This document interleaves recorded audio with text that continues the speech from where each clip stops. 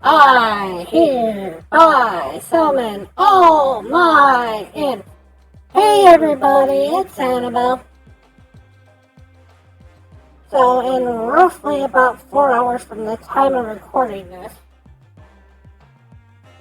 we are going to go into a new season in Marvel Snap. And from everything that I can see about this new season, we're going to be getting the Conquest Mode immediately when we flip over into the new season. And what kind of concerns me about it is the lack of information that I've gotten about this so far.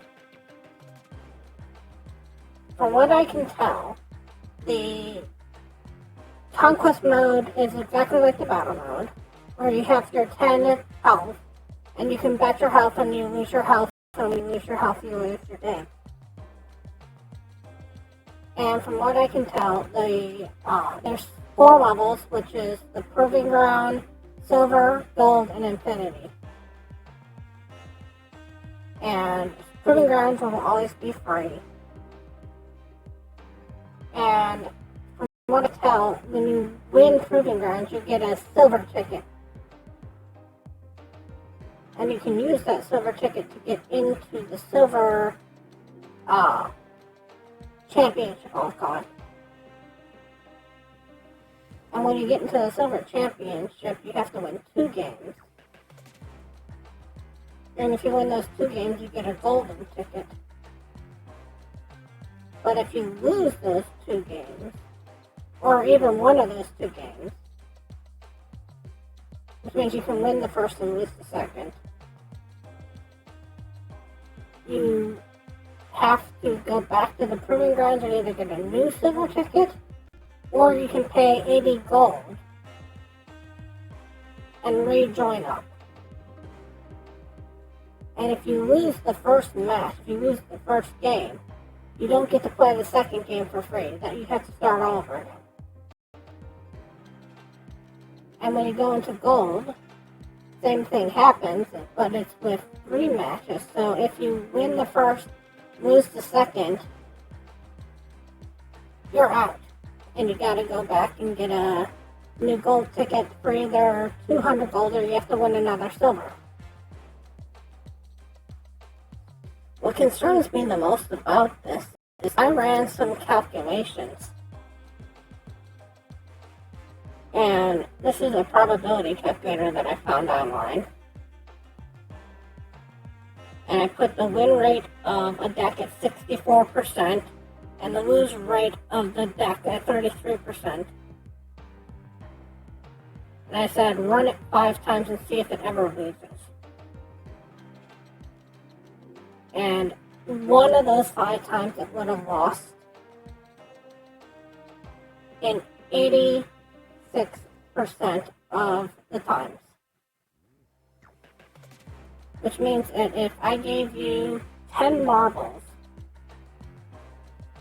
and painted 2 of them red, and put them into a bag and shook them up, and told you to pick out the red marble and you'll win.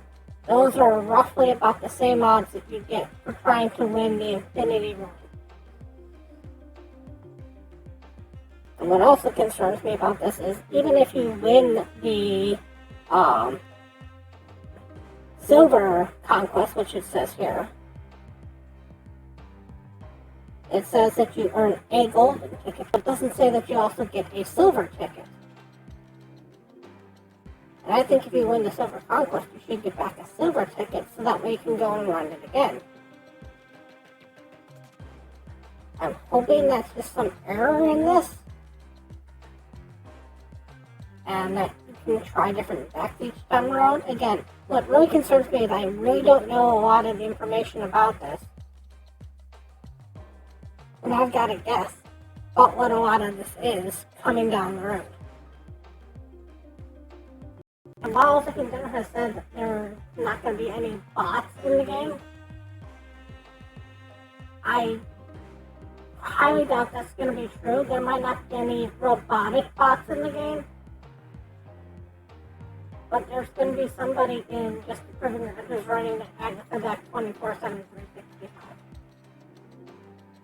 Just to try to collect tokens, just to try to click them. And even when you get up into higher levels, the problem is if you go all the way down into infinite, you get all the way into the infinite range. You have two different problems that occur there. The first problem is that there needs to be at least 32 people who enter in to the infinity conquest for one person to win 5 times in a row. So, as more people either win the infinity or get tired of the infinity, your pool's going to shrink and shrink. It'll be a lot harder for you to get people to face up against who should be on the same level that you are. And there might be times, and I'm not sure how they figured this out, where you might be on your 4th game and your opponent's on their 1st game in an infinity conquest. So, is that fair to you? You know, your opponent might not care that they're winning or losing. But for you, it's a lot bigger of a win-loss category. This doesn't include all the locations that could bite you. I mean, if you make a deck that's a move deck, and you get to one game, and the first location is Sanctum Sanctorum, and you don't have any 1-drops, and you're like, okay, well, I'm playing a move deck, so that's awesome. But the second location is Miniature Lab, and you sit there and go, well, I don't want to play on Miniature Lab because I know I can move into Miniature Lab.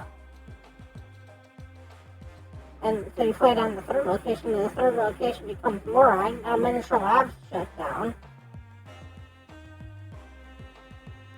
And all you have nothing to do from turns 2 through 5. So sorry, 3 through 5. You can play again on 6. Or you're playing again, move deck. And the first location is Sanctum Sanctorum. And you're like, awesome, this is perfect for my move deck.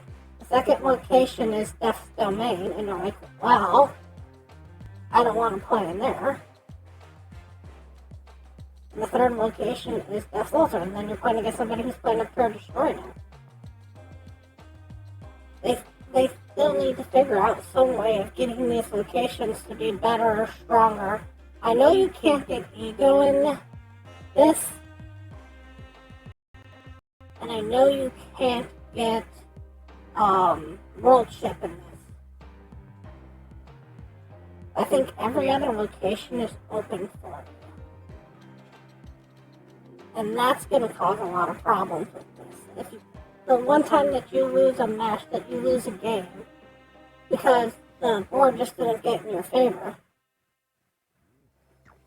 and you were on the 4th game, that's going to hurt. And again, once you get into infinity range, it's going to be harder for you to find people. Eventually, maybe nobody wants to play. If you're on at 2 o'clock in the morning on a Tuesday, how many other people are playing at that time? Do you want to wait 20 minutes for a match? Do they want that short wait time that you always get? That's why I don't think you can make a closed loop system, which this would be considered a closed loop system, where you can't have some sort of involved without having a long wait time. But again, there's going to be at least, I'm going to go out on a limb, and just off the top of my head, if I'm not knowing the statistics, say 10% of Marvel Snap players who will never touch Infinity Range. And another 10% just out of the reach of this, who, if they get their first avatar, will quit after that point. either for that season or just in general. So your pool's gonna shrink and shrink as time goes by. So I'm not sure how they're gonna pull this off without any spots showing up, especially when you get closer towards the end. I would like it to be about free territory. I just don't know how logistically you can make that happen. And also there's a part of me that wants to put on a tinfoil hat and say that when you're at like 4 wins and Marvel wants to make a little bit more money, all of a sudden you face this opponent who just happens to have the deck that beats you, and the locations just happen to go in their favor, or it seems that you haven't attacked against Galactus, so all of a sudden you face a Galactus deck, even though you shouldn't play Galactus deck in an Infinity Conquest. It's too easy to navigate on your opponent's side. Also, I'm still not sure about like how a lot of these rewards are gonna work. Some of them make sense for you to get once, but some of them make sense for you to get multiple times. Is it just you can get one per season? Again, it's not so much that the statistics and everything don't work out. It's just the fact that in just a few hours, and not even a few hours, this is going to come out, and I don't know how it works. Now, I'm going to be on tomorrow, and I'm going to give you a second review on this,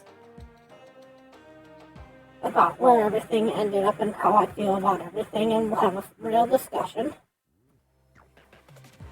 And yes, I'm going to do Conquest, and yes, I'm going to play in Conquest.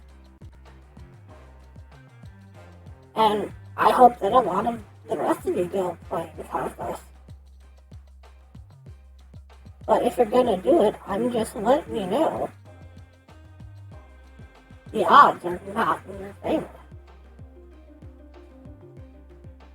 Anyways, thank you all so much for watching. And as always, remember, play, always, on